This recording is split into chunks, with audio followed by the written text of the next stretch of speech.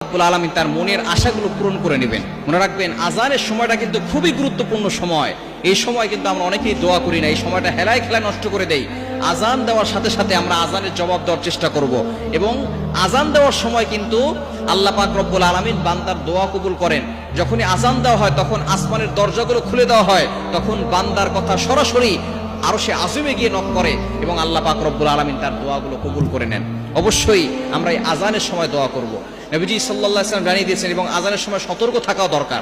মা বোনদের এই আজানের সময় সতর্ক থাকতে হবে, কারণ এই সময় যখনই আজান দেওয়া হয় তখন শয়তান, আজানের শব্দ যতদূর পর্যন্ত যায় ততদূর পর্যন্ত শয়তান পালাতে থাকে। হাদিসের ভিতরে আসছে শয়তান পালাতে থাকে, এবং কুকুর এই শয়তানদেরকে দেখতে পারে, যার কারণে কুকুর ঘেউ ঘেউ করে আওয়াজ করে। দেখবেন আজানের সময় অনেক জোরে জোরে আওয়াজ করে কুকুর, কেন? তারা শয়তান দেখতে পায়, যার কারণে তারা এইভাবে আওয়াজ করে। এই সময় নারীরা চুল খোলা রেখে ঘর থেকে বের হবেন না। আজানের সময় চুলটাকে ভালো করে আটকে রাখবেন।